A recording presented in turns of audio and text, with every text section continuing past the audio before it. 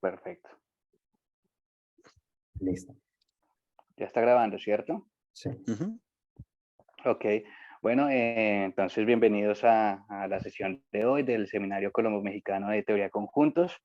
Bueno, el día de hoy me da gusto presentar al invitado de hoy, es el profesor Darío García, profesor de la Universidad de los Andes. Entonces, bueno, nos va a hablar sobre estructuras pseudofinitas y medibilidad en el bosque siempre infinito. Entonces, profesor Darío, muchas gracias por aceptar la invitación que te extendimos para participar. Nos da mucho gusto que estés acá. Y bueno, también nos da gusto que haya participación del área de teoría modelos en el seminario de teoría conjuntos que estamos organizando y que tenemos. Entonces, muchas gracias por participar y bueno, te escuchamos. Bueno, pues gracias Julián, gracias Francisco por la invitación y gracias a todos por venir. Pues sí, mira, este charla es un poco rara porque pues es el Seminario Colombo Mexicano de Teoría de Conjuntos auspiciado desde Toronto con una charla que no es de teoría de conjuntos particularmente.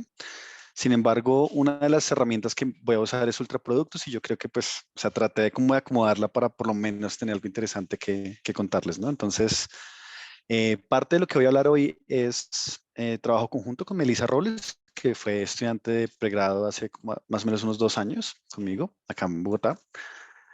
Y pues la idea de la charla es más como una invitación a estudiar estructuras pseudofinitas y a contarles por qué a mí me parecen interesantes y de pronto como mencionar ciertos problemas o ciertos puntos de interacción que pueden ser relevantes.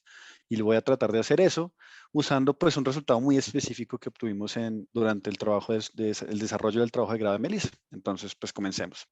La primera parte va a ser hablar de ultraproductos. Entonces yo sé que esta es una definición que muchos de ustedes ya conocen, es simplemente un repasito muy pequeño que se trata de definir filtros y ultrafiltros. Entonces, cuando yo tengo un conjunto infinito de índices, vamos a decir que un filtro es una colección de conjuntos que tiene 3 propiedades en particular. Entonces, la idea es que un filtro selecciona conjuntos grandes y entonces las 3 propiedades que tiene es que el conjunto completo pues, se considera un conjunto grande y el vacío no está en el filtro. Entonces, tenemos la propiedad número 1.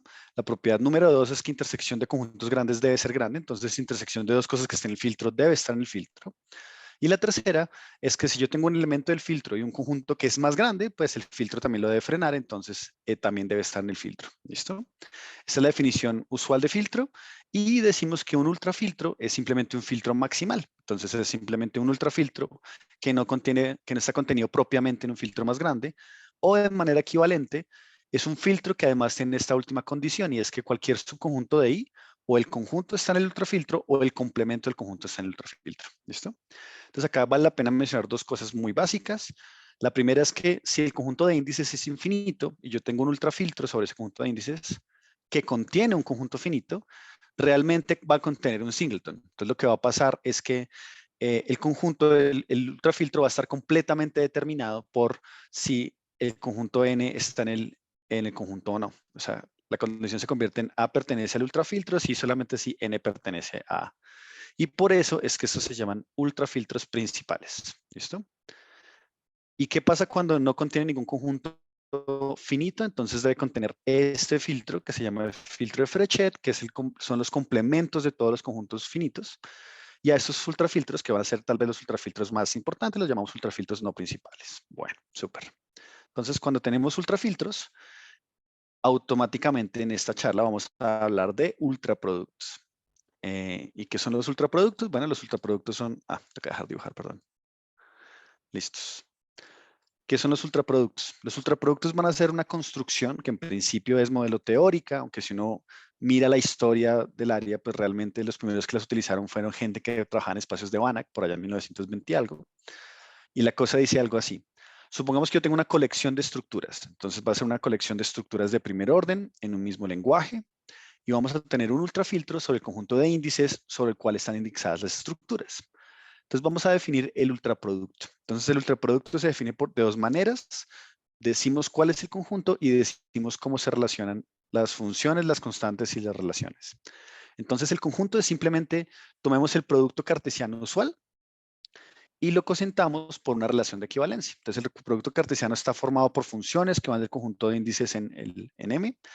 Y la idea es que 2 tuplas, 2 elementos del producto, van a ser U equivalentes Sí, solamente sí, cuando yo miro las coordenadas donde son iguales, eso me da un conjunto de índices que está en el ultrafiltro, o sea, es un conjunto grande, ¿de acuerdo?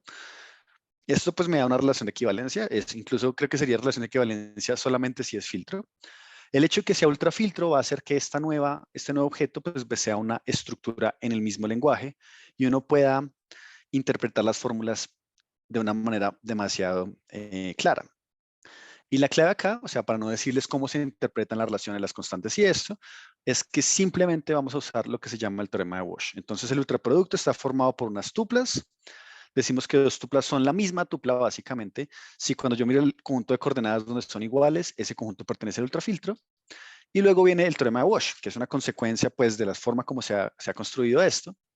Y el teorema de Walsh dice que si yo tengo una colección de estructuras y yo tomo un ultrafiltro, entonces para verificar la veracidad o falsedad de una fórmula phi de x1 hasta xn, evaluada en ciertas funciones, en ciertos elementos del ultraproducto, entonces el ultraproducto satisface la fórmula, sí, solamente sí, cuando yo reviso el conjunto de índices, eh, el conjunto de índices donde se cumple la fórmula para las coordenadas en cuestión es un conjunto grande, pertenece al ultrafiltro. ¿Listo?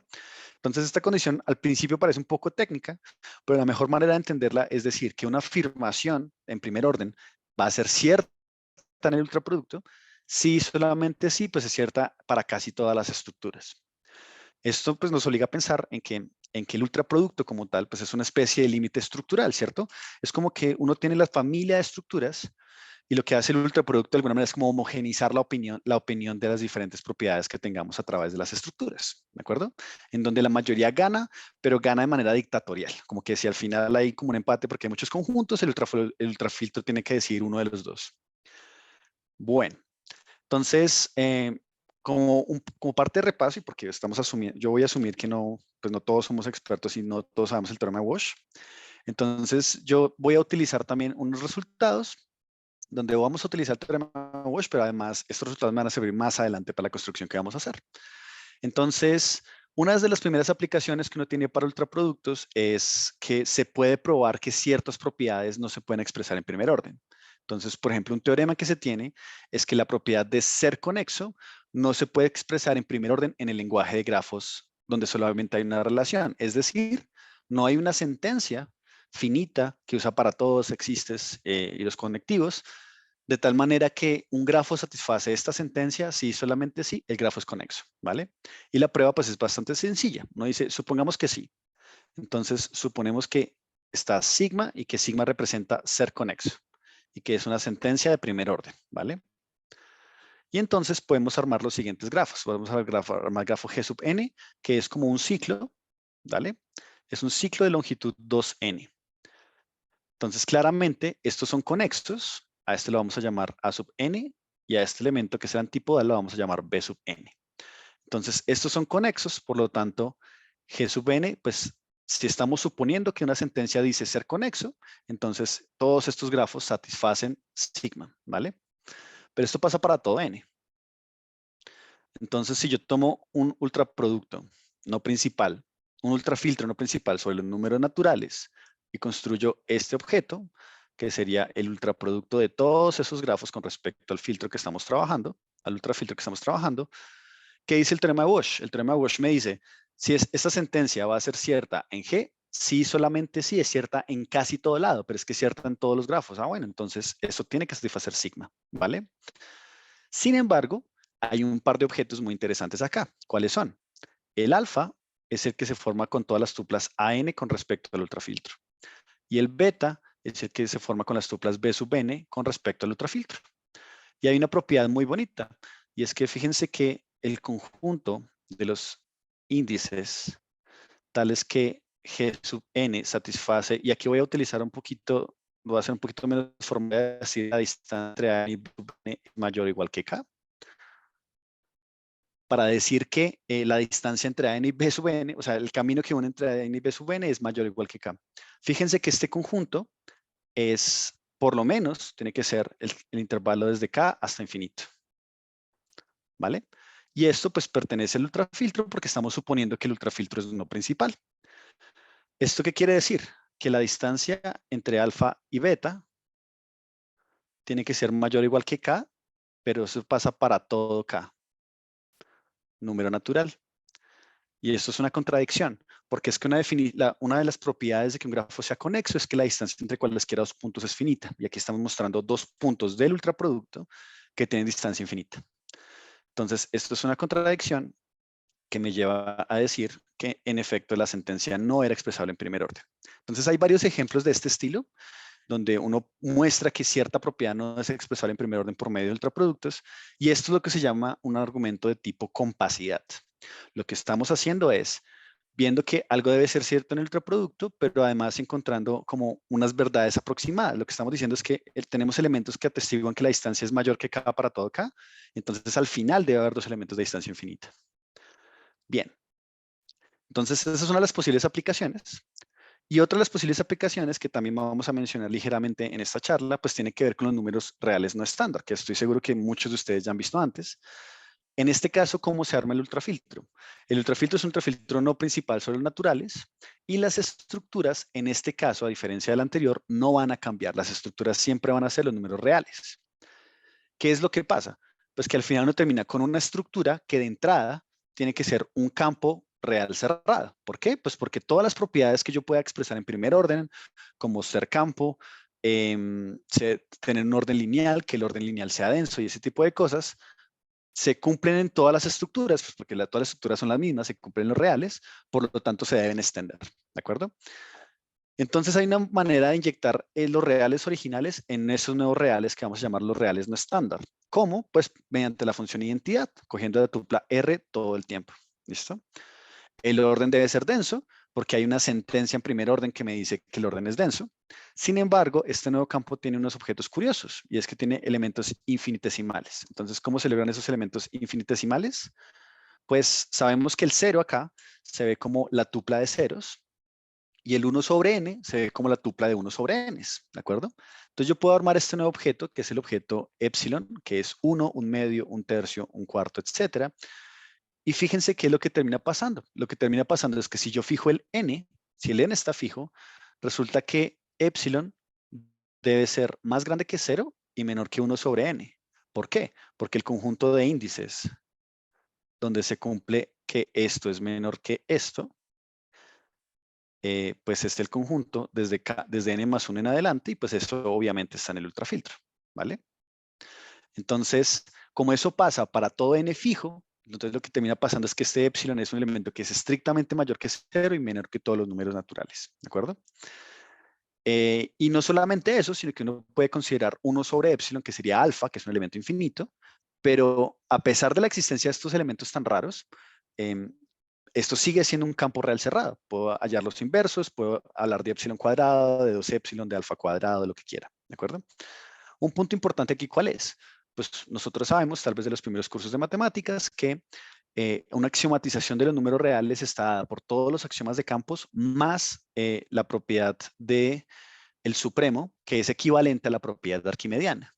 Y nosotros sabemos que la existencia de infinitesimales pues va en contra de la propiedad arquimediana. Entonces, una de las cosas que estamos probando es que la propiedad arquimediana no se puede expresar en primer orden en el lenguaje de campos ordenados. ¿Listo? Y no solo esto, sino que también digamos, una componente importante acá es que si yo tengo cualquier sucesión de reales, o sea, si yo tengo una sucesión Rn con n en omega, entonces existe un alfa, vamos a llamarlo beta mejor, que es el elemento formado por todos estos y tiene que ser un número real no estándar, ¿vale? Entonces una manera de pensar en esto es pensar en que tengo un número real no estándar que me está como caracterizando toda esta sucesión y uno puede hablar de elevar al cuadrado, de quitarle, de dividirlo entre dos, de hacer un montón de cuentas que uno haría normalmente en combinatoria finita. Eso va a ser importante un poco más adelante. Bien, entonces normalmente pues a mí me gusta dar una aplicación de esto a algo que no tenga nada de lógica. Entonces acá tengo como este teorema de Sierpinski.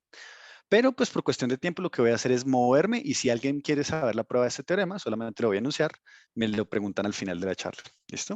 El teorema dice, sea A1, AM y B números reales positivos y luego me hablan de esta ecuación.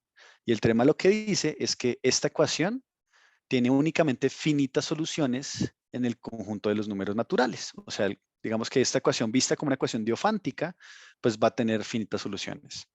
Yo por mucho tiempo estuve pensando por qué esto se le atribuía a Sierpinski y luego me encontré con que resulta que es un ejercicio del libro de teoría de números de Sierpinski, que es más o menos va por la misma línea, que es lo que está acá, ¿de acuerdo? Entonces, pues si están curiosos, si quieren saber, solamente usa el hecho que tenemos reales no estándar y les cuento al final de la charla si me preguntan. Entonces, vamos a continuar. Una cosa que es muy importante acá cuando uno habla de ultraproductos y que seguramente para un público de teoría de modelos no es tan relevante, pero para este público me parece supremamente vital, es hablar de la noción de conjuntos definibles versus conjuntos internos. ¿Listo? Alguna vez un profesor le pregunté, le escuché decir como que la teoría de conjuntos es más difícil que la teoría de modelos y la explicación que él me daba era que nosotros en teoría de modelos hablábamos de una cosa que son los conjuntos definibles, ¿cierto? Y definibles es que exista una fórmula en el lenguaje que nosotros estamos trabajando. Entonces estamos muy atados al lenguaje, que si estamos pensando en el lenguaje de los números reales, como lo estaba pensando antes, era más por 0,1 menor, ¿vale? Mientras que la gente de teoría de conjuntos, decía este profesor, trabaja con todos los conjuntos, ¿vale? Y eso pues puede hacer una diferencia enorme, por supuesto. Por ejemplo, se sabe que los únicos subconjuntos definibles de los reales en este lenguaje que estamos mencionando acá, pues son uniones finitas de intervalos y puntos. Mientras que si consideramos todos los conjuntos, pues de verdad estamos hablando de una familia mucho más grande que solamente uniones finitas de intervalos y puntos. Cuando uno habla de ultraproductos, aparecen unos objetos que se llaman los conjuntos internos. Y los conjuntos internos, pues son simplemente los conjuntos que se forman como piecitas por pedazos en el ultraproducto. Entonces, el ultraproducto es inmenso, es grandísimo, pero hay unos conjuntos en particular que son aquellos que son ultraproductos de subconjuntos de cosas que estamos tomando. Entonces, acá hay un typo, esto debería ser, tomo A sub I subconjunto de MI a la N. Entonces, simplemente fijo el N, voy tomando un conjuntico de MI a la N para cada I y luego tomo el ultraproducto de todas esas cosas. Esos son los que se llaman los conjuntos internos, ¿de acuerdo? Y una cosa chévere es que el teorema de Walsh funciona incluso para todos esos conjuntos internos. Y hay una forma muy fácil de hacerlo. Lo que uno hace es una extensión del lenguaje. Si yo tengo que M es el ultraproducto de los MNs con respecto a un ultrafiltro, digamos en omega, y yo tengo un conjunto A interno, lo que yo hago es decir, bueno, entonces cojamos LA, donde es L unión un nuevo predicado. Me voy a inventar un nuevo predicado y lo interpreto en cada estructura finita, o en cada estructura que esté trabajando, no necesariamente finita, como el conjunto en cuestión, el A sub n. Entonces, el A era un ultraproducto de unos A sub n's. Interpreto en este nuevo lenguaje esto, y ahora la fórmula A de X, que va a representar X pertenece a A, ¿cierto? Es una fórmula legítima y le puedo aplicar el teorema de Walsh, es una fórmula en primer orden y no pasa nada. Entonces, hay como herramientas combinatóricas que uno utiliza en las cuales se pueden pasar fácilmente a primer orden si solamente mencionamos unos nuevos conjuntos o unos nuevos predicados como parte del lenguaje y continuamos nuestras pruebas. ¿Listo?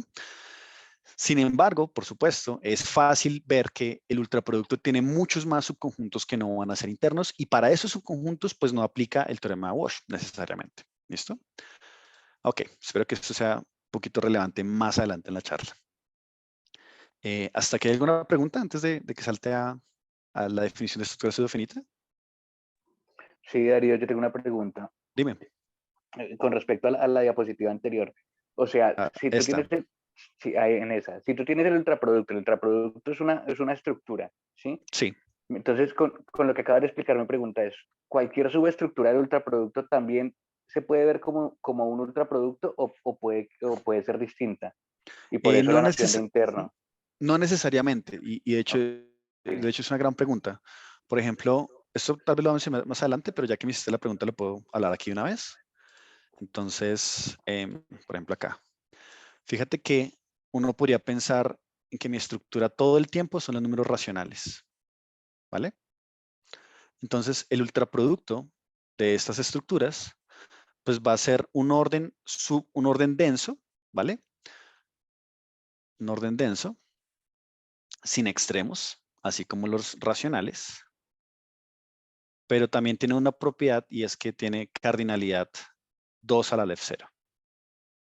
¿Vale? Eso es una vaina medio técnica, pero fíjate que la cardinalidad es máximo 2 a la left 0 porque es la cantidad total de tuplas que hay acá. Es un producto contable.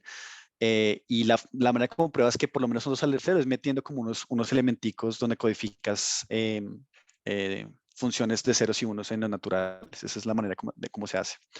Entonces, este señor, cualquier ultraproducto de cosas contables va a tener tamaño 2 a la left 0. Entonces, de manera natural, pues esto es una estructura M y tiene como una subestructura, pues una copia de los racionales, probablemente.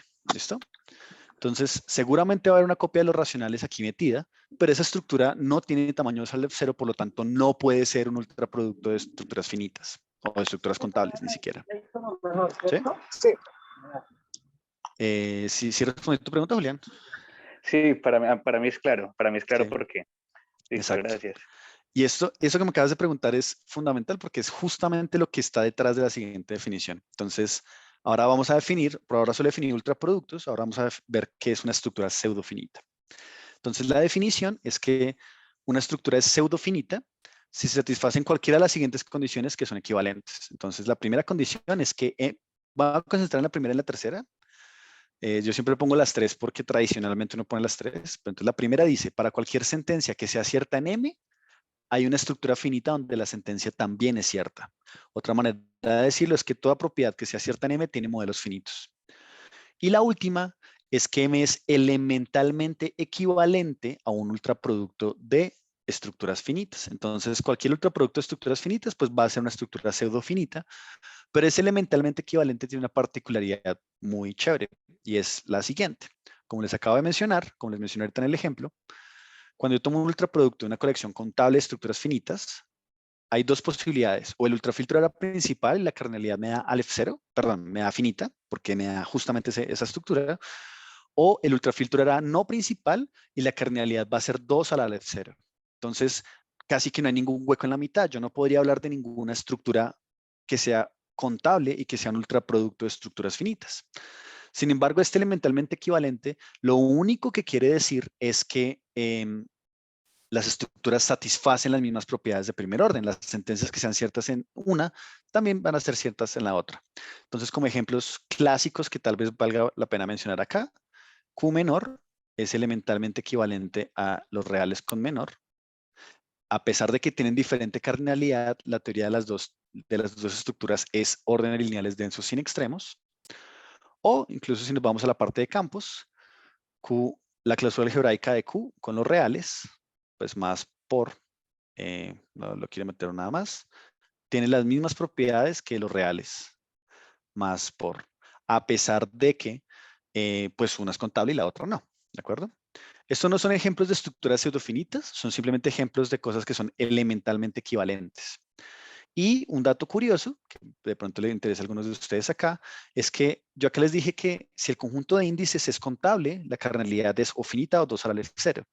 En general fue una pregunta de Kizler muy abierta durante varios años. ¿Qué pasaba con la cardinalidad de productos de conjuntos finitos en general para cualquier conjunto de índices? Y pues Kizler tenía la conjetura, Scherer la demostró en el 70, y es que básicamente si lambda es la cardinalidad de un ultraproducto de estructuras finitas o de conjuntos finitos en general, entonces lo que se sabe es que lambda a la Aleph 0 es igual a lambda. ¿Listo? Pues bueno, después pueden buscar el artículo. Entonces, listo. ¿Qué es una estructura pseudofinita? Es simplemente, se puede ver de dos maneras, o soy elementalmente equivalente a una estructura, a un ultraproducto de estructuras finitas, o todas las sentencias que son ciertas en M también son ciertas en alguna estructura finita. ¿Y por qué me gustan estas dos? Porque si uno mira la primera propiedad, es buenísima para probar que algo no es una estructura pseudofinita. Si uno encuentra una propiedad que sea cierta en M y que sea imposible que tenga estructuras finitas, pues ahí tienes que la estructura no es pseudofinita. Mientras que la tercera propiedad es buenísima para encontrar ejemplos. Básicamente, coja cualquier familia de estructuras en un lenguaje dado, tome cualquier ultraproducto, ahí tiene una estructura pseudofinita. ¿Listo? Entonces, obviamente, la gracia es relacionar ciertas estructuras ya conocidas con ultraproductos de estructuras finitas. Ahí es donde está como el tejemaneje de esto. ejemplos abundan, pero lo interesante es cuando uno puede decir, este ejemplo da esta teoría en particular o esta estructura en particular, y de eso se trata el trabajo que hicimos con Melissa. Entonces, por ejemplo, vamos a ver algunos ejemplos de estructuras que no son pseudofinitas, ¿de acuerdo? Entonces, para mostrar que no son pseudofinitas, lo que vamos a decir es mostrar alguna propiedad que se satisfaga en estas estructuras, pero que no pueda tener modelos finitos. Tenemos acá los órdenes lineales de los racionales o de los enteros, y pues no son pseudofinitos porque hay una sentencia que dice, para todo x existe un y, tal que y es menor que x. Esa sentencia es una sentencia que es cierta en estas dos estructuras, pero no tiene modelos finitos. Entonces, como no tiene modelos finitos, pues estas estructuras no pueden ser pseudofinitas. ¿Listo? Vale. Entonces, tenemos un lenguaje relacional y un ejemplo en el cual tenemos estructuras no pseudofinitas. Y casi siempre que uno está hablando de álgebra, normalmente, eso es pura heurística, los ejemplos que yo conozco van de una de dos maneras. Uno encuentra una función definible que sea sobreyectiva pero no inyectiva, o al revés, una que sea inyectiva pero no sobreyectiva. Entonces, por ejemplo, campos, del campo de los complejos, esto no es un campo, no es pseudofinito, porque hay una función definible que es x cuadrado, que va de c menos 0 en c menos 0, y es una función que es sobreyectiva, pero no inyectiva, ¿de acuerdo? Entonces, hay una sentencia, que es esta sentencia que me está diciendo básicamente, esa función definible es sobreyectiva, pero no inyectiva, y no puede ser cierta en ningún campo finito. ¿Por qué? Porque si una función va de un conjunto finito de x en x, entonces inyectiva, sí, solamente sí sobreyectiva, ¿vale? Pero noten acá la parte importante. Yo les acabo de decir que tiene que ser una función definible, ¿de acuerdo? ¿Para qué? Porque todo lo definible va a ser interno y para los internos es cuando yo tengo el teorema de transferencia, ¿de acuerdo? No sirve coger una función arbitraria y decir, bueno, como el conjunto es hiperinfinito, entonces seguramente hay una que es sobre y no inyectiva, porque esa función cualquiera no necesariamente es interna y no necesariamente tiene como unas trazas en los modelos finitos. Entonces no podría aplicar el teorema de Bosch, ¿vale? Listo. Y para el caso de los enteros, con la suma, el grupo de los enteros, pues uno coge la función que a x lo mando en x más x. Esa es una función definible, por supuesto. Es inyectiva porque cada elemento tiene un único elemento que es el doble. Ah, perdón, esa es la definición de funciones al revés. Si 2x es igual a 2y, entonces x igual a y. Pero no es sobreyectiva porque su rango son solamente los números pares. ¿Vale? Listos. Entonces, estos son ejemplos de estructuras que no son pseudofinitas. Y ahora veamos algunos ejemplos de cosas que sí sean pseudofinitas. Por ejemplo, como ya les dije, cualquier ultraproducto de estructuras finitas es pseudofinito por definición. Entonces, cojan su familia de lo que quieran, grafos con órdenes, grafos finitos con órdenes, grafos finitos de alguna manera, cojan el ultraproducto, ¡pum! Ahí tienen su grafo pseudofinito. También los espacios vectoriales sobre FP son pseudofinitos. Básicamente, siempre van a ser ultraproductos de la forma FP a la N, para algún N. Entonces, el P está fijo y el ultrafiltro sobre los naturales N. O incluso los espacios vectoriales sobre Q son pseudofinitos. Y esto es un poquito contraintuitivo porque pues, no existe ningún Q espacio vectorial que sea finito aparte del cero. Pero el truco acá es definir por pedazos y por eso es que entra el lenguaje acá. Este lenguaje tiene una multiplicación por cada número racional. Entonces, si yo tengo finitos números racionales, yo puedo decir, voy a definir la multiplicación despacito en estos términos de esta manera y listo. Y a medida que voy subiendo, por ejemplo, voy definiendo multiplicación con más números racionales. Una manera de pensarlo es pensar en la altura del número racional. La altura es el máximo entre el valor absoluto del de arriba y el valor absoluto del denominador. Entonces, si voy variando la altura, eventualmente va a tener todos los racionales y eso es lo que pasa. El otro producto termina siendo cerrado bajo todo esto. Y el ejemplo que quería mencionar un poquito más con detalle es este de acá. El grupo de los reales con la suma no solo es elementalmente equivalente, sino que de hecho es isomorfo al ultrafiltro de los z partido pz con la suma, donde el ultrafiltro es en el conjunto de los números primos. Y la forma como se prueba es bien fácil. Uno prueba que ambos son grupos abelianos divisibles libres de torsión y eso los hace Q espacios vectoriales. Y apenas son dos Q espacios vectoriales, pues basta ver cuál es la cardinalidad de la base. Pero como ambos tienen cardinalidad 2 al F0, entonces ambos son ambas tienen base de cardinalidad 2 al F0 y ya está, porque cualquier biyección entre las bases pues me va a dar un isomorfismo, ¿de acuerdo? Entonces, por eso es que son isomorfos. Ahora, ¿por qué diablos el grupo el ultraproducto, termina siendo un grupo abeliano divisible libre de torsión?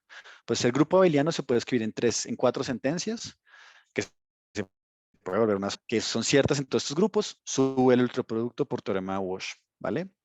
Y ahora vamos a analizar una de las dos, analicemos libre de torsión. Entonces, libre de torsión quiere decir que si yo cojo un elemento arbitrario y lo sumo con el mismo varias veces, no va a llegar al cero.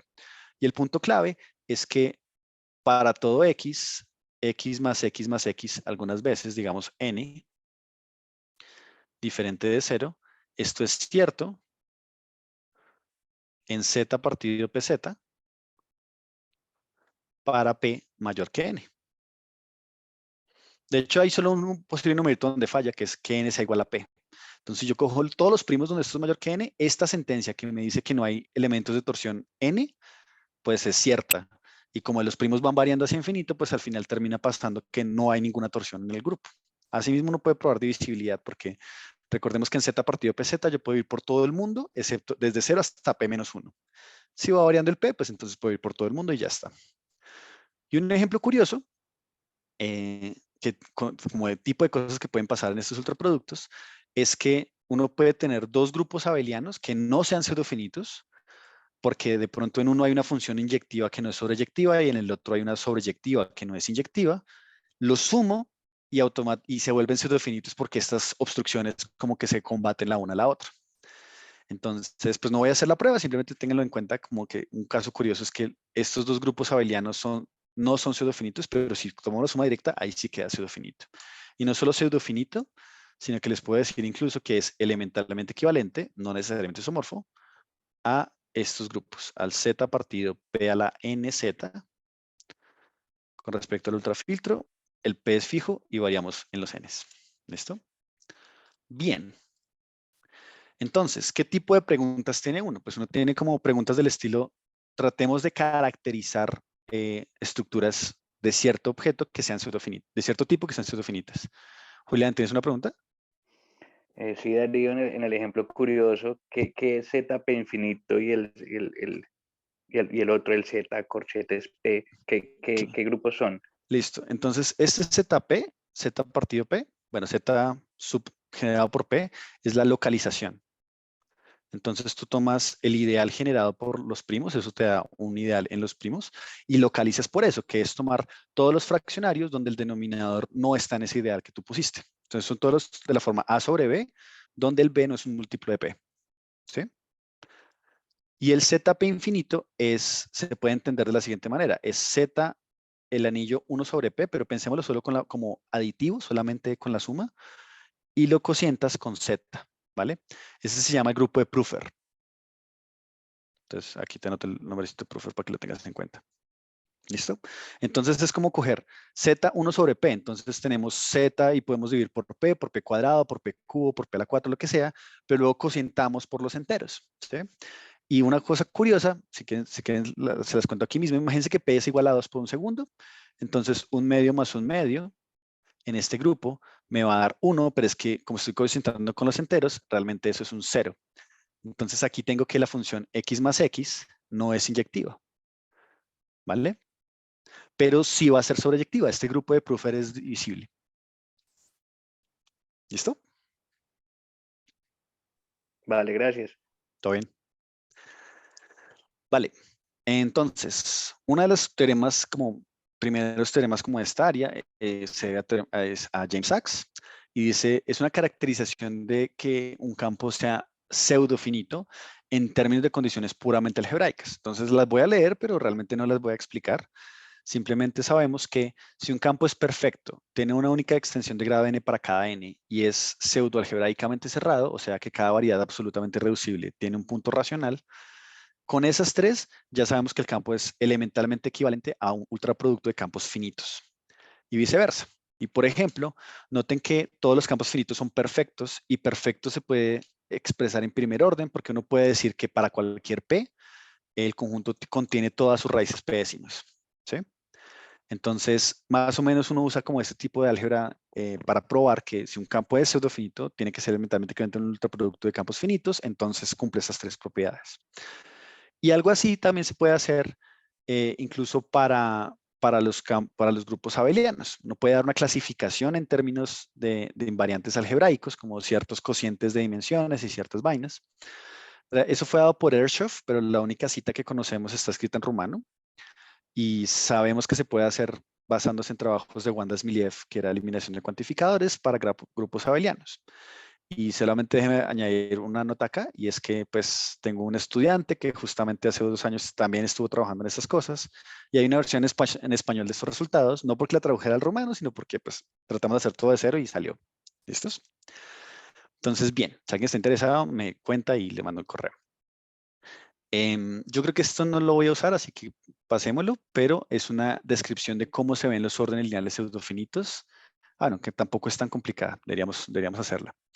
Entonces dice que cualquier ultraproducto infinito de órdenes lineales finitos tiene una forma muy clara y es omega, luego viene una suma de omega estrella pegado con omega, o sea, una suma de z cadenas, piénsenlo así, son copias de z una después de otra, y al final tiene que terminar con una copia de los enteros al revés. ¿Cuál es la razón de esto? Bueno, pues porque el ultraproducto tiene que tener un elemento mínimo, ¿cierto? Tiene que tener el consecutivo del mínimo, el siguiente del mínimo y así sucesivamente. Esa es mi copia de omega. Y para finalizar, pues tiene que tener un máximo, el predecesor del máximo y así sucesivamente. ¿Qué es lo que pasa aquí en la mitad? Pues aquí en la mitad lo que termina pasando es que básicamente esto se ve como z por i. No, no, es al revés. El orden lexicográfico es al revés. Entonces, ven, a ver si lo podemos borrar. Es i por z, ¿cierto? Porque el siguiente está en la segunda coordenada, sí. Es i por z, pero este i resulta ser un orden lineal denso y sin extremos y además alefono saturado. ¿Qué quiere decir alefono saturado? Que cualquier corte que ustedes armen con conjuntos contables tiene que tener una copia, tiene que tener un elemento que esté justo en la mitad. ¿Vale? Entonces, ustedes tienen como conjuntos contables a la izquierda y conjuntos contables a la derecha, tiene que llenarse ese corte con algún elemento ahí.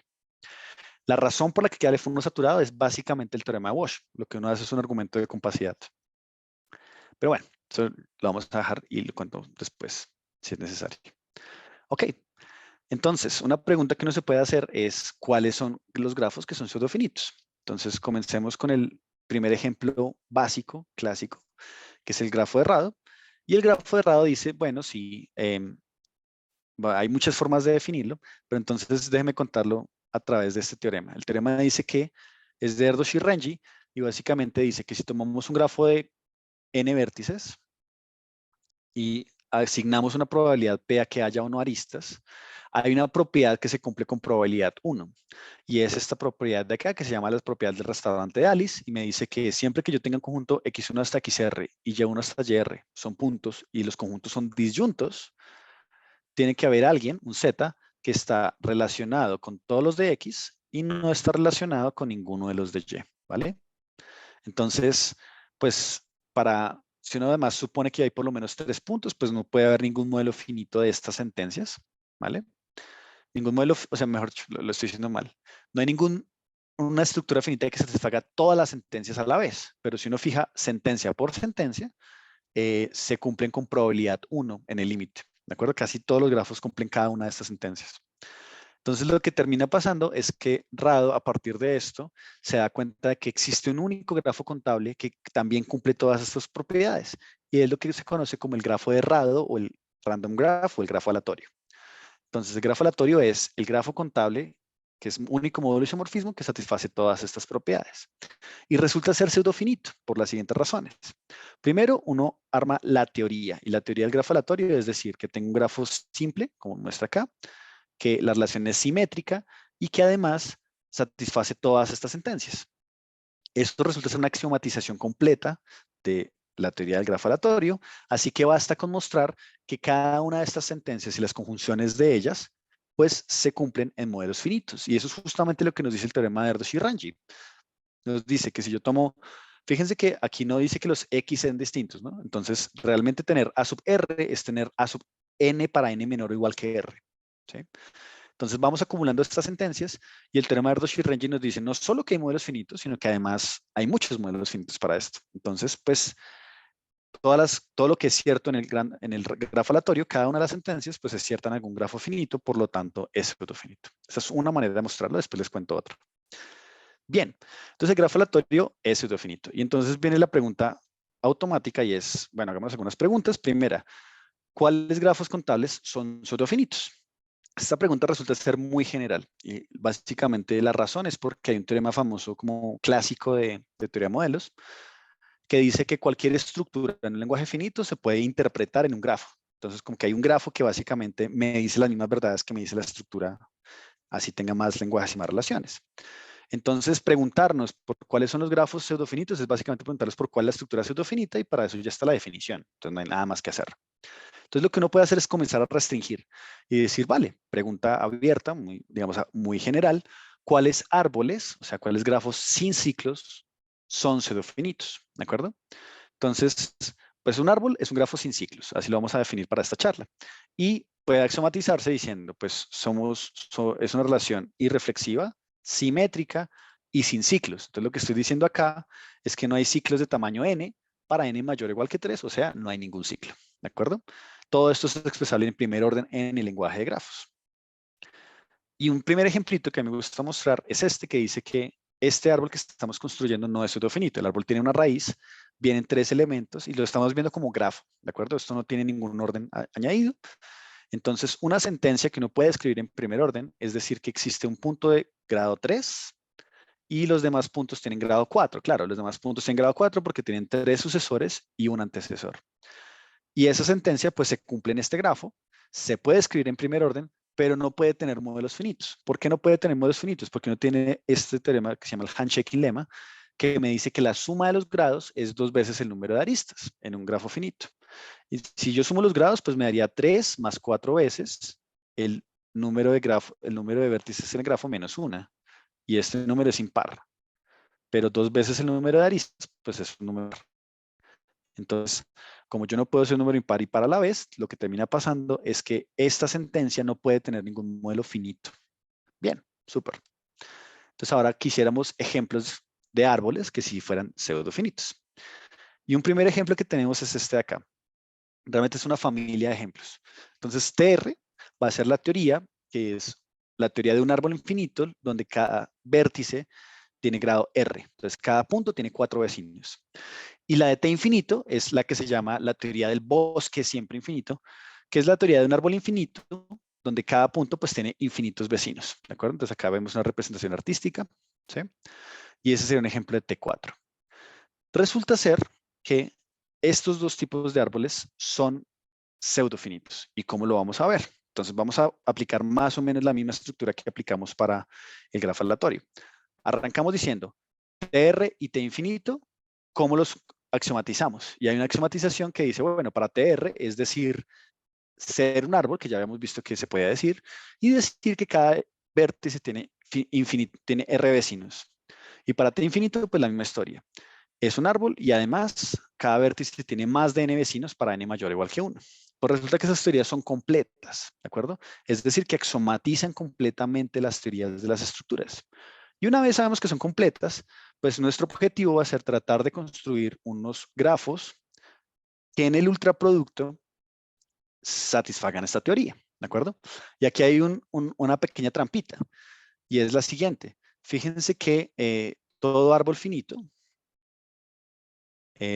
pensándolo como un grafo sin ciclos finito, tiene hojas, ¿vale? Eso suena como una trivialidad, pero eso en particular implica que existen x's tal que el grado de x es 1.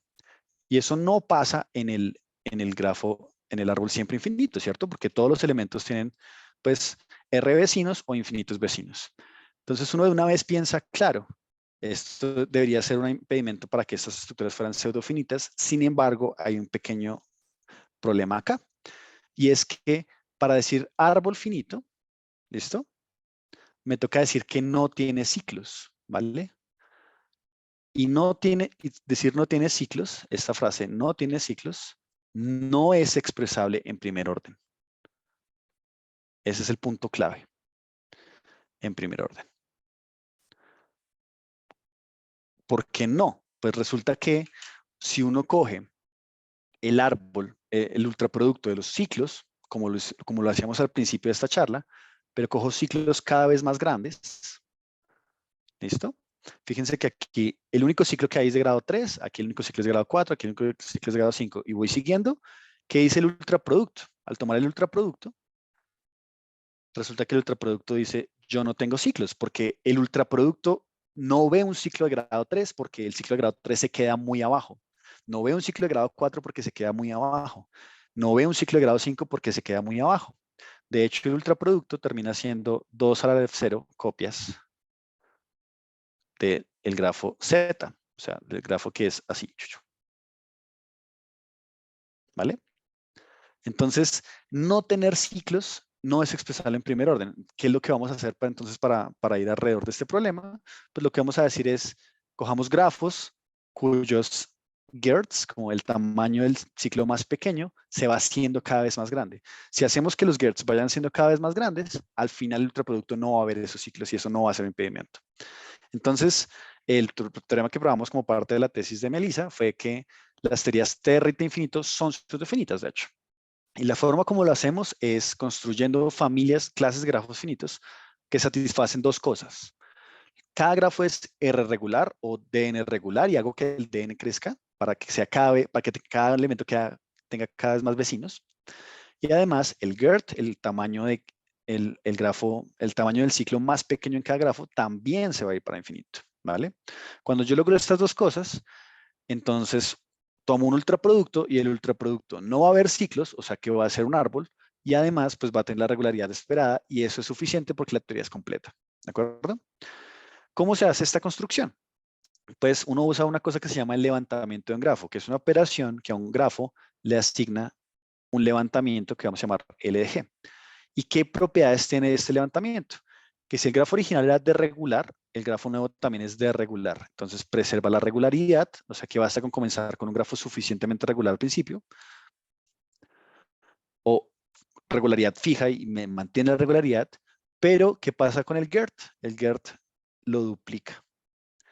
Es una operación que se llama levantamiento de un grafo, que es básicamente armar un nuevo grafo a punta de la codificación de la función de aristas y vuelvo como de la matriz de adyacencia y vuelvo y armo otro grafo. Y resulta que esta es una construcción que me permite aumentar el GERT a voluntad. Bueno, entonces lo que yo hago es, siempre arranco con un grafo con la regularidad que yo quiero y si no tiene el GERT esperado, pues le hago levantamientos hasta que me quede el GERT que es y ahí ya lo dejo. Cuando hago esta construcción, pues resulta que el ultraproducto va a ser modelo T infinito y ya acabamos, ¿vale? Lo curioso es que esto también está relacionado con algunos grafos que se llaman grafos expansores. Entonces, resulta que en este artículo de Margulis hay ejemplos como explícitos de grafos con esas propiedades de que mantienen la regularidad, pero el GERT se va yendo para infinito. Ok, entonces, bueno, ya me queda poco tiempo. Entonces, déjenme contarles más o menos por qué me parece chévere estudiar estructuras pseudofinitas, ¿vale? Y una de las primeras cosas tiene que ver con lo que les venía diciendo al principio cuando hablamos de análisis no estándar. Es que si yo tengo un ultraproducto de estructuras finitas, yo puedo hablar de la cardinalidad de un definible, así eso sea un número real no estándar. Es un número real no estándar, pero yo puedo usar argumentos de conteo. Si necesito multiplicar por 2, multiplico por 2. Si necesito dividir por algo, divido por algo. Si necesito sumar, hago lo que yo quiera. No solo eso, sino que si yo tengo la medida de conteo en clases de estructuras finitas, entonces la mando al ultraproducto y eso induce una medida de probabilidad que se llama la medida de Loeb. Todo sale por teorema de Wash y también hay nociones de dimensión en el ultraproducto. Entonces, ¿la idea cuál es? La idea es, yo quiero probar algo con estructuras finitas, me muevo al ultraproducto donde hay herramientas que yo llamo de herramientas de tipo infinitario, tipo análisis de Fourier, tipo meter la medida, cosas de ese estilo. Pruebo que el ultraproducto tiene la propiedad y entonces por compacidad la mayoría de las estructuras tienen la propiedad y eso pues es muy interesante, ¿de acuerdo? Y esa estrategia fue utilizada pues, por varias personas en muchísimos contextos.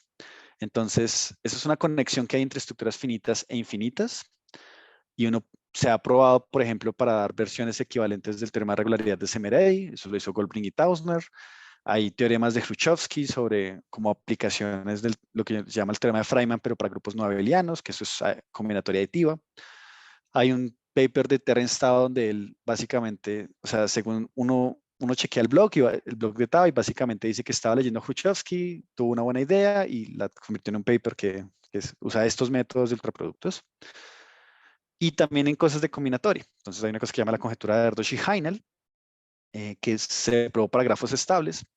Y hay dos versiones, dos pruebas como paralelas, digamos. Una es de Maliares y Shela, que es como a palo seco con la definición de estabilidad. Y otra es de Chernikov y Starchenko, usando como todas estas ideas de dimensión en el ultraproducto. Entonces, pues un libro que les recomiendo, que es muy bueno para mirar como todo este tipo de aplicaciones, es de Mauro Di Naso, Isaac Goldbring y Martino Lupini, que se llama pues Métodos no estándar en teoría de Ramsey, teoría de números combinatórica. Y pues dado el interés del tiempo, simplemente déjenme saltar rápidamente a la última diapositiva. ¿Listos? Entonces, comentarios finales. Resulta que existen muchos problemas abiertos importantes sobre estructuras que no se sabe si son pseudofinitas. Por ejemplo, tenemos el grafo genérico triángulo libre, que es el límite de Fraise de los grafos finitos libres de triángulos. Aún no se sabe si esto es pseudofinito y es uno de los problemas más importantes ahorita en el área. Y asimismo, el espacio racional de Urison, que sería todo el límite de Fraise de todos los espacios métricos con distancias racionales finitos, tampoco se sabe si es pseudofinito. Curiosamente, el grafo aleatorio es un espacio que es un límite de Fraise y también es pseudofinito, pero eso parece ser más una rareza que una normalidad, ¿de acuerdo? Sin embargo, para estos dos ejemplos, pues no se sabe. La otra pregunta que pues también puede ser interesante es, pues, ¿qué se puede decir sobre los ultraproductos infinitos cuando yo tomo una clase fija de estructuras? ¿De acuerdo? Entonces, nosotros no alcanzamos a revisar qué es MAC, no lo vamos a mirar, tranquilos. Pero, por ejemplo, uno puede pensar, ¿qué pasa si yo tengo una clase de Fraise fija y tomo su límite? ¿Será que esa estructura es pseudofinita o no? ¿O qué pasa cuando considero clases de Ramsey? Cuando tengo una clase de Ramsey de grafos, por ejemplo, grafos ordenados, tomo su ultraproducto, ¿qué puedo ver ahí? ¿De acuerdo? Y también, pues, están una pregunta que ya tiene que ver más con el ejemplo específico de TRT infinito y es, pues, ¿qué clases importantes de grafos satisfacen las propiedades que necesitamos? Que parece que son muy básicas. Es simplemente que el grado vaya aumentando, que el GERD vaya aumentando y esto ya es suficiente. Hay muchos ejemplos importantes de grafos que satisfacen esas propiedades, entonces, pues, tal vez uno podría tratar de buscar algunas aplicaciones por ese lado. ¿Listo? Pero no solo eso, sino que hace poquito, tal vez estamos hablando de hace 2 semanas, por ejemplo, me encontré con este resultado de un artículo de Dana Bartosova, Mirna Yamonia, Rejana Patel y Linskao, ¿vale? Que me parece que podría ser de interés para esta charla y por eso lo puse acá. Pero en palabras básicas, lo que dice, habla de grados de Ramsey. Entonces, lo que dice es que tengo un lenguaje relacional, tomo un ultrafiltro, tomo una sucesión de estructuras finitas que es U-trending, que es una definición técnica, pero no es tan grave. Básicamente lo que está diciendo es que las estructuras MT van como una cadena de estructuras que crece rápido. Eso es todo lo que quiere decir el U-trending acá, ¿de acuerdo? Con respecto al ultrafiltro. Entonces uno puede armar el ultraproducto. El ultraproducto pues va a ser una estructura en un lenguaje relacional y tomamos una estructura de cardinalidad Aleph menor o igual que Aleph 1, ¿vale? Con la siguiente propiedad. La edad de la estructura K debe estar contenida en la unión de las edades de las MT, ¿de acuerdo? Entonces, como que cogemos todas las subestructuras finitas, recolectamos eso en una clase y eso tiene que contener a la edad de K, que son todas las estructuras finitas de N. Y lo que termina pasando es que hay dos nociones, una que es tener número de Ramsey pequeño en una clase, que tiene que ver con problemas de particiones, y una que quiere tener número de Ramsey grande en una estructura. ¿Listo? Y lo que dice este teorema es que básicamente, si una estructura tiene grado de Ramsey pequeño en la clase, entonces la misma estructura tiene número de Ramsey grande en el ultraproducto. Entonces es como una versión de transferencia, ya no de algo que es netamente de primer orden, sino de un problema de partición que termina siendo pues coloreos, ¿de acuerdo? El único catch acá que es súper importante es esta parte int, ¿vale? Y esto lo que quiere decir es que esto pasa para coloreos internos. ¿Listo? Entonces, si yo tengo coloraciones que sean definibles, no necesariamente en el lenguaje que estemos trabajando, sino en un lenguaje incluso expandido, entonces voy a tener una coloración interna y lo que dice es que si yo tengo una coloración interna, entonces, a ver, ¿cómo es el cuento? El cuento es que esta flecha quiere decir que para todo K, no para el que está fijo, ¿cierto? Para toda coloración existe una N prima isomorfa a N, pero subestructura del ultraproducto M estrella, tal que cuando yo miro la cantidad de coloraciones que salieron de N prima en A, el número de colores usados es menor o igual que T, ¿vale? Esta es la clave acá. Entonces lo que estamos diciendo es, si C es una K coloración interna, entonces todas estas cosas terminan pasando. Entonces, bueno, yo creo que dejo ahí la charla solo por interés del tiempo. Aquí hay algunas referencias y pues nada, pues muchas gracias por escuchar. Muchísimas gracias, Darío. Muy bonita charla, me gustó mucho. Entonces, aprovechamos para agradecer tu presencia, tu participación en el seminario y además, pues preguntarle al público si tiene alguna duda para nuestro expositor. Sí, Darío, mira, yo tengo una pregunta. Dime, Sebastián.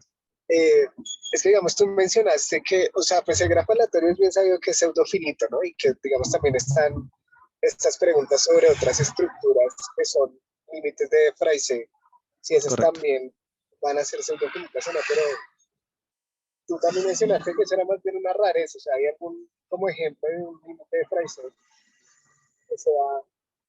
que no sea pseudofinito? Sí, de hecho ya lo había mencionado un poco antes, entonces déjame, me devuelvo y acá está. ¿Dónde está? Aquí están los ejemplos. Entonces fíjate que acá el primer ejemplo de estructura que no era pseudofinita que teníamos eran los racionales. Y nosotros sabemos que este señor es el límite de Fraise de los órdenes finitos. ¿Cierto? Okay. Entonces, claro, si tú coges, por ejemplo, la clase de Fraise que es solo conjuntos, pues al final te da un conjunto infinito, eso es pseudofinito. Si tienes la clase de Fraise de relaciones de equivalencias, eso te da una estructura contable con infinitas clases y cada clase tiene infinitos elementos, eso también es pseudofinito. Pero este es un ejemplo en donde no es pseudofinito y es un límite de Fraise. Y básicamente, el único ejemplo que yo conozco como interesante, que es un límite de Fraise y además es pseudofinito, es el del grafo aleatorio. ¿Listo? Sin embargo, hay muchas preguntas abiertas todavía en el área. Entonces, pues, o sea, tampoco vale la pena que yo dijera todos son así. No, pues, no tengo ni idea, la verdad.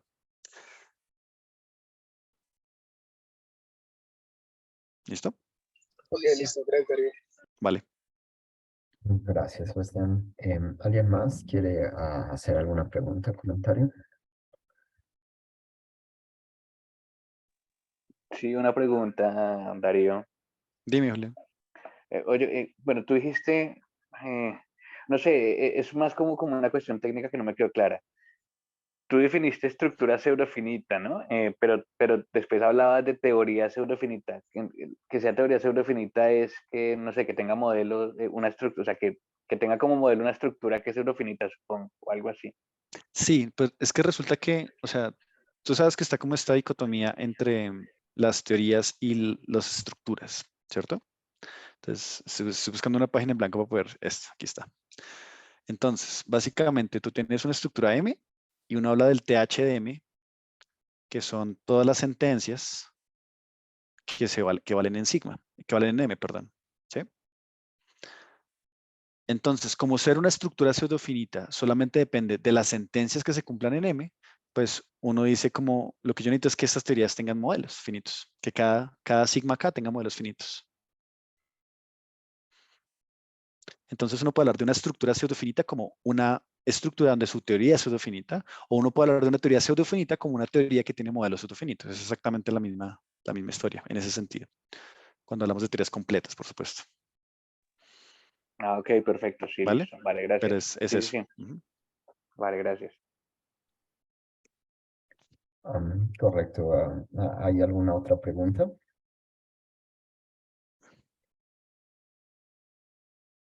Darío, tú habías hablado de un resultado de teoría de números que podías demostrar con Sí, sí, sí. Entonces, amigo, para mí fue muy impresionante. Me gusta siempre ver estas aplicaciones. Si no es mucha molestia, Claro. podrías Es este, el Ese, teorema de ese. Sierpinski, sí. Ándale, ajá. Es muy chévere porque básicamente lo que uno usa es una herramienta que se llama overspill, ¿sí? Entonces ya te cuento, lo que uno hace es decir, supongamos que hay infinitos,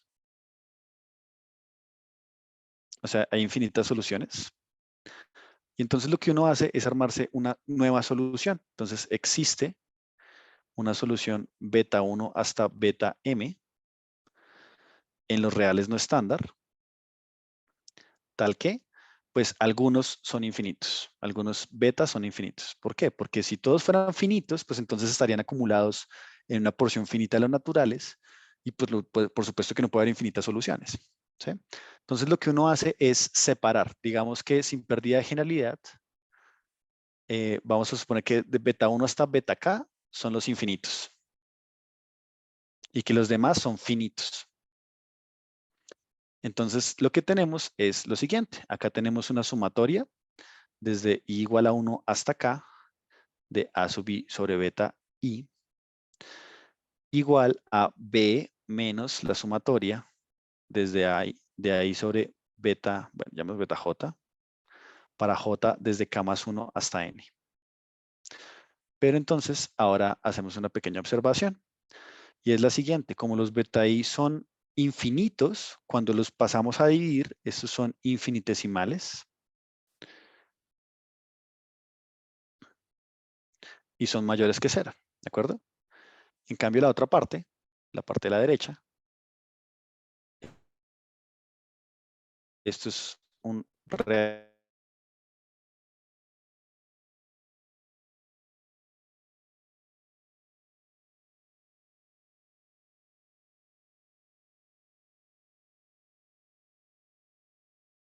secuencia naturales y que no sea infinito es porque es un número natural. Esa es la parte clave acá. O sea, la parte clave es que los BJ desde K más 1 hasta N son todos números naturales de pura verdad, estándar, mientras que los otros son infinitesimales. Y listo, ahí acá la prueba. Correcto, correcto. Está muy bien, muchísimas gracias. Ujú. Tener una aplicación más de los reales no estándar siempre es Exacto, lindo. sí, sí, sí. Ujú. Fíjate, Darío, discúlpame, Carlos está preguntando algo sobre la prueba que acabas de hacer en el chat. Déjame tratar el chat. Porque algunos de los, Carlos pregunta que por qué algunos de los betas tienen que ser infinitos. La razón es esta. Y la voy a poner por acá. Fíjate que si tienes infinitas soluciones, vamos a llamarlas x1i hasta xmi. Entonces, en alguna de las coordenadas, desde 1 hasta m, hay infinitos números naturales. Si uno listara todas las soluciones, en alguna de las coordenadas tiene que haber infinitos números naturales. Y entonces tú te puedes levantar una solución beta, que es coger estos infinitos números naturales, que te va a dar el beta 1, y ya. Con que en alguna de las coordenadas haya infinitos, ya con eso te quedas. ¿De acuerdo? Entonces, básicamente uno puede reacomodar las soluciones de tal manera que por lo menos en una de las coordenadas haya infinitos números. Cuando tomamos el ultralímite, ahí va a haber una solución, porque eso se puede escribir en primer orden. Y esa solución, pues tiene que ser un número infinito porque viene en una sucesión que crece a infinito. ¿Sí respondí tu pregunta, Carlos? A eso, listo.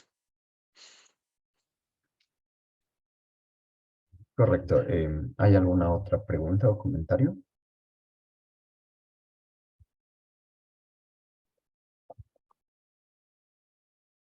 Bueno, si no, damos gracias nuevamente a No, los ven, expositores. dame, yo sí tengo otra pregunta. No, bueno, ok, Dale, Julián, por dale. eso pregunto, No, habla, por fíjate, favor. tú dices, bueno, tú dices, Darío, una estructura es pseudofinita, que es elementalmente equivalente a un ultraproducto de estructuras finitas, ¿sí? Correcto. Ujú. ¿Hay algún teorema que te caracterice en ese contexto? No, yo no quiero elementalmente equivalente, sino isomorfismo, así como uno de los ejemplos que tú tuviste, o sea, que tú puedas decir, mira, esta estructura es realmente isomorfa a un ultraproducto de estructuras finitas, algo un Sí. poco más fuerte. ¿Sabes si hay algún teorema de clasificación o algo de ese estilo? Más allá de la definición, no. ¿Sí? O sea, más allá de la definición de ser isomorfo en ultraproductos de estructuras finitas. Sin embargo, pues hay pedazos. Por ejemplo, lo que yo les decía acá, hay cosas que se pueden hacer en algunos ejemplos particulares, como en esta, donde teníamos los reales y básicamente uno le da la vuelta, ¿cierto? Uno le da la vuelta a estas propiedades y lo que hacemos es decir, ok, son dos cosas de tamaño 2 al 0 que están caracterizadas con cierta propiedad, ¡pum! Encontramos el isomorfismo, ¿sí? Más allá de estos trucos, yo no conozco mucho. De hecho, yo no conozco casi nada. Y ahora que Andrés Munier dice o sumersiones, que me imagino que estaba añadiendo tu pregunta, me hace acordar de unos problemas que siguen abiertos y que son supremamente interesantes. Entonces, lo que pasa es que no sé dónde ponerlos. Yo creo que al final tengo unas hojas en blanco, entonces déjenme reviso. Perdón que no les estoy mareando con eso, pero ya casi terminamos. Por ejemplo, no solo uno puede hablar de ultraproductos de estructuras finitas de los clásicos, sino también uno puede hablar de ultraproductos métricos cuando tengo una métrica por ahí variando. Y una de las preguntas importantes tiene que ver con la definición de grupos sóficos. ¿Qué es un grupo sófico? Un grupo se dice sófico si se puede sumergir en un cierto ultraproducto de manera muy específica, que son ultraproductos de, alfa en un conjunto de índices. Alfa en un conjunto de índices que vamos a llamar A, de los SN alfa, con cierta medida que se llama la medida de Hamming. Es la métrica de Hamming, perdón, con respecto a un ultrafiltro. Entonces, ojo con esto. Estos no son ultraproductos como de los que yo he venido hablando. Estos son ultraproductos métricos. Y un grupo se va a decir sófico si yo lo puedo sumergir en un ultraproducto de estos grupos métricos. Esos son grupos de permutaciones con cierta medida de conteo, pues que tiene que ver como la distancia entre dos permutaciones es básicamente promediar cuántas diferencias hay. ¿Listo? Y una de las conjeturas más famosas en este campo y que todavía no se ha rebatido es la conjetura de grupos sóficos que dice que todo grupo es sófico. ¿Vale? Entonces, hasta el momento no se conoce ningún ejemplo de un grupo que no sea sófico. Y sin embargo, también probar que un grupo es sófico, un grupo así general, es bastante complicado, ¿sí? Pero hay muchísimos ejemplos de grupos que son sóficos y esa es la conjetura que hasta el momento de hoy sigue pendiente. Yo la primera vez que escuché esa conjetura fue en el 2012 de un profesor que se llama Aleksander Ivanov, polaco. Y desde ahí he estado súper interesado, pero la verdad es que todavía no se sabe nada. Entonces, pues ya. ¿Sí? Entonces, básicamente, ahí responde un poco tu pregunta, Julián, y la de Andrés también, y es, ¿cómo se sabe si algo es una sumersión de un ultraproducto o cómo se sabe que algo es isomorfo en un ultraproducto? Salvo en casos particulares, todavía no hay herramientas suficientes para responderla. ¿Sí? Pero, por ejemplo, es que en los ejemplos que presentaste, pues, no estoy Ujú. seguro, pero si la teoría, o sea, si tú tienes la estructura y la teoría es categórica, ya sabes que, o sea, puedes decir algo sobre cambiar elementalmente equivalente a isomorfismo en tus ultraproductos, porque En creo eso que en eso sí tienes toda la razón y tal vez es una observación que no me he dado cuenta, claro. Si es capa categórica, pero para capa, y eso es importante, para capa mayor igual que el F1. Si es capa categórica en un cardinal no contable, entonces el teorema se me acaba de Morley, gracias. El teorema de Morley dice que ser isomorfo es lo mismo que decir elementalmente equivalente y la misma cardinalidad. ¿Sí?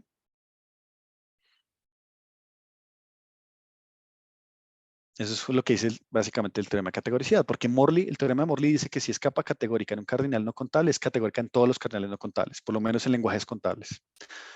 Y entonces, en ese caso, ser isomorfo termina siendo equivalente a tener la misma teoría y tener la misma cardinalidad. Y de hecho, eso es un poco lo que se está usando acá. Lo que pasa es que yo no lo dije en esos términos, pero en el ejemplo de R+, que estaba por acá arriba, aquí hacia abajo, perdón. En este ejemplo de R+, la teoría en cuestión que hay detrás es la teoría de coespacios vectoriales, que es una teoría que es categórica en cardinales no contables. Entonces, con decir que yo tengo cardinalidad 2 al F0 y que tengo esta teoría, automáticamente los hace isomorfos. Pero sí, aparte de esa herramienta, no se me ocurre qué más. vale, Darío, muchas gracias. Uh-huh. Aprovecha, Julián, ¿alguna otra duda? ¿O alguien más? ¿Alguna otra duda?